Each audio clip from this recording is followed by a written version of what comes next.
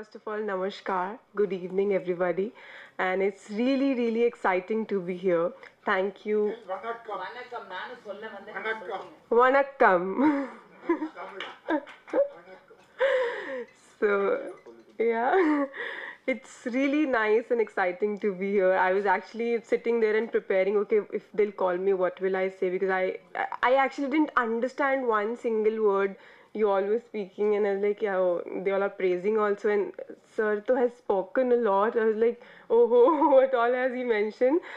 Okay, so we are here to give a major shout out to Dil Raja, Mr. Vijay Satya, Mr. A. Venkatesh, the entire team, and I can already see that the movie has great potential because the people in it are amazing, superbly talented.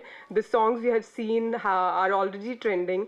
So let's give it a shout out, and this night is about this only. And yeah, all the best. Thank you so much for having me.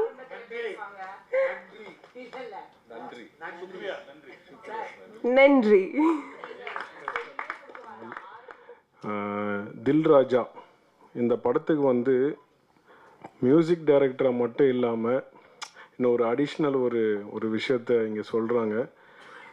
இதுக்கு மேலே அதுக்கப்புறம் நடிப்பனா என்னன்னு தெரியாது. இந்த ஒரு பாட்டு ஏன் பண்ண அப்படின்ற ஒரு ரீசன் என்னன்னு நான் அதோட ஸ்டார்ட் பண்ணிக்கிறேன். படம்லாம் முடிஞ்சிடுச்சு.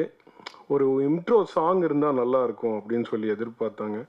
சரி ரைட்டு, நல்லா என்ன மாதிரி வேணும் அப்படின்னும் போது ஒரு நல்ல ஒரு ஆக்ஷன் ஒரு மாஸ் சாங் வேணும். அப்புறம் நானும் டைரக்டர் சார் ஹீரோ எல்லோரும் கலந்து பேசி இது எப்படி பண்ணலாம் அப்படின்னும் போது ஒரு கொஞ்சம் ஹியூமர் இருக்குன்னா நல்லாயிருக்கும்.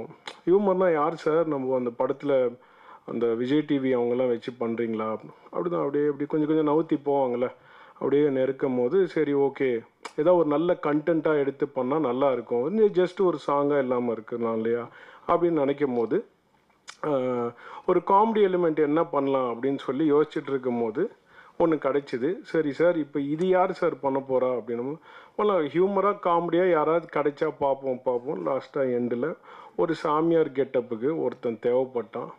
அப்புறம் தான் ஃபைனலாக தெரிஞ்சுது அந்த சாமியாரே நான் தான். அப்படி தான் இருக்க போகுதுன்றது ஃபைனலாக எனக்கு புரிஞ்சிருச்சு. ஏன்னா நீங்கள் அப்புறம் சார் சொன்னார் வந்துடுங்க காமெடி பண்ணுறதுக்கு ஆள் வேணும், யாரும் கிடைக்கல, நம்ம தான் இருந்தோம் ஃபைனலாக. அதில் என்ன ஒன்றுனா இப்போ தான் பார்க்குறேன், நான் வனிதா மேடம் பக்கத்தில் உட்காந்து பார்த்துட்டு இருக்கும் போது அந்த ஹீரோயின் கூட அவ்வளோ எக்ஸ்போஸ் பண்ணல. நான் தான் பயங்கரமாக எல்லாம் காட்டி எல்லாருக்கும் சந்தோஷத்தை கொடுத்துருக்குறேன். அந்த பெருமை என்னை சேரும். Then coming back to Dilraja, director A Venkatesh sir படங்கள்லாம் நான் பார்த்தது உண்டு. நான் விஜய் சாரோட பெரிய ஃபேன். இப்போ விஜய் சத்யா ஃபேனு, ஆனால் விஜய் சார் ஃபேன் நான். ஸோ வந்து சார் டைரெக்ஷனில் நான் என்றைக்காவது ஒரு நாள் மியூசிக் பண்ணுற மாட்டேனா அப்படின்லாம் தவம் இருந்திருக்கேன். இந்த படம் எனக்கு கரெக்டாக வாய்ப்பு அமைஞ்சிச்சு மியூசிக் பண்ண. அவரோட எவ்வளோ படங்கள் பண்ண டைரக்டர், எவ்வளோ சீனியர் டைரக்டர். இதில் என்னென்னா எங்கள் அம்மாவும் அவரோட டைரெக்ஷனில் ஒரு படம் பண்ணியிருக்காங்க. அதுவும் விஜய் சார் படம்னு இருக்கும்போது எனக்கு அது இன்னும் ரொம்ப ஒரு ஆர்வம். அவரோட மியூசிக்கில் எப்படி அவரோட டைரெக்ஷனில் எப்படியாவது நம்ம ஒரு பாட்டு பண்ணிட மாட்டோமோ நினைக்கும் போது ஒரு ஃபுல் பெரிய படம் கிடச்சிது. அது ப்ரொடியூசருக்கும் விஜய் சத்யா சாருக்கு I thank this moment. Thank you bro. Then coming back to hero, இவர் என்னோட நல்ல ஃப்ரெண்ட். ஃபஸ்ட்டு எல்லாருக்கூடையும் நல்லா பழகுவார்.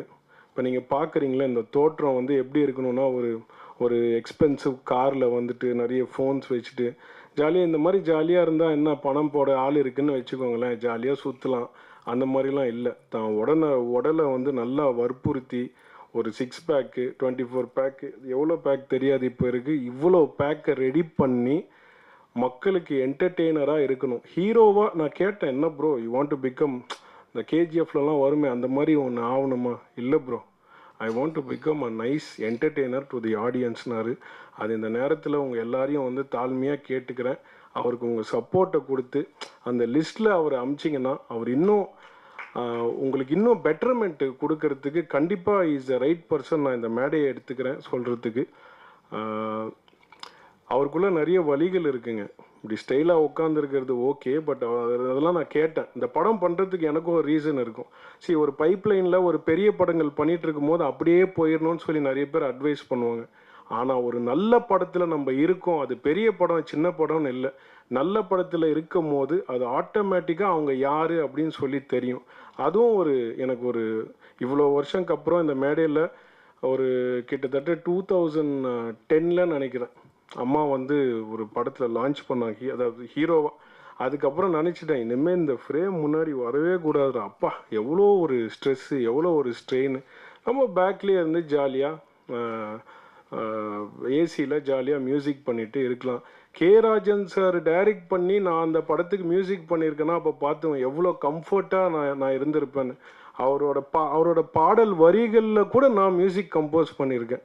அவர் எப்பேற்பட்ட ஆள் உங்கள் எல்லாருக்கும் தெரியும்ல. ஏன்னா அது வந்து மை கப் ஆஃப் டீ. நான் வந்து ஸ்டுடியோவில் ஒருத்தரை கன்வின்ஸ் பண்ணி பாட்டை பண்ணி அது வெளியே வரும்போது ஐ ஹாவ் தட் கான்ஃபிடென்ஸ்.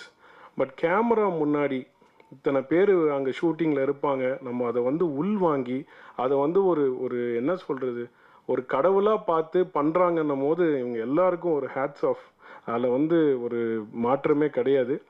இவ்வளோ பெரிய படங்கள் 27th வரும்போது நான் கூட கொஞ்சம், எனக்கு எல்லாருக்கும் இருக்கிற பயம் எனக்கும் இருக்கும். ஏன்னா என் ஃப்ரெண்ட்ஸுக்கெல்லாம் நான் வேறு சோஷியல் மீடியா அவ்வளோ இல்லை, வாட்ஸ்அப் ஸ்டேட்டஸில் வைக்கும்போது என்ன 27th இவ்வளோ படங்கள் வருதா, அது மத்தியில் எப்படி இது அப்படின்னு சொல்லும் போது கண்டிப்பாக அவரோட கான்ஃபிடென்ஸ் ஒன்று இருக்குது. நல்ல படம்னு அவர் நம்புகிறாரு. அந்த நம்பிக்கையை நீங்கள் எல்லாம் நிஜமாக்குவீங்க நான் நம்புகிறேன். ஏன்னா நான் ரீரெக்கார்டிங் பண்ணும்போது நான் பார்த்தேன் படத்தில் ஒரு அவர்ஷனோ ஏன்டா இந்த படத்துக்கு போகிறோம் அப்படின்னு இருக்காது. ஓகே, ஒரு நல்ல படம் பார்த்தோம், ஆஹா ஓஹோ பிளாக் பஸ்டரு பந்து பார் இந்த பாடத்தை அப்படிலாம் எதுவுமே சொல்கிறதுக்கு இல்லை. காமன் மேன் டிஃபிகல்ட்டிஸ் என்ன, ஒரு ஃபேமிலி மேனில் இருக்கிற டிஃபிகல்ட்டிஸ் என்ன தான் படம். ஸோ அந்த மாதிரி படங்கள் கண்டிப்பாக மக்கள் மத்தியில் போகும்ன்றது எனக்கு மிகப்பெரிய நம்பிக்கை இருக்குது. பெரிய படங்கள் பண்ணுறதோட நடுவில் இந்த மாதிரி ஒரு குட்டி படம் போய் வெற்றி ஆகும் போது இல்லை, ப்ரொமோஷனே தேவைப்படல, மவுத் டாக்கே. நேற்று என் ஃப்ரெண்ட்ஸ்லாம் ஒரு படம் இதை பார்த்தியா, அந்த படம் மென்ஷன் பண்ணல நான், ஏன்னா அங்கே இந்த படத்தோட ப்ரொமோஷன் ஆகிடும். அதை போய் பார்த்தியா, அந்த படத்தை பார்த்தியா, எல்லாரும் சொல்கிறாங்க மவுத் டாக்காக இருக்குது. அப்போ போய் நம்ம பார்க்கும் போது நிஜமா நல்லா இருக்குது. முகங்கள் விடுங்க, ஆனால் அந்த ஹார்ட் ஒர்க். ஸோ அந்த கண்டிப்பாக இந்த படம் ஒரு நல்ல இடத்துக்கு போகுன்றதை நம்புகிறேன். அந்த நம்பிக்கையை உங்களோட எல்லாரையும் ஷேர் பண்ணிக்கிறேன். யாருக்காவது இந்த பாட்டு பிடிக்காமல் இருந்தால் மன்னிச்சுக்கோங்க, வேறு வழி இல்லை, வேறு சாமிஜி யாரும் அந்த டைமில் கிடைக்கல. அந்த டைமில் அந்த கரெக்டாக அமைஞ்சுது, என்னை யூஸ் பண்ணிக்கிட்டாங்க, நானும் அதுக்கு போயிட்டேன். So thank you so much.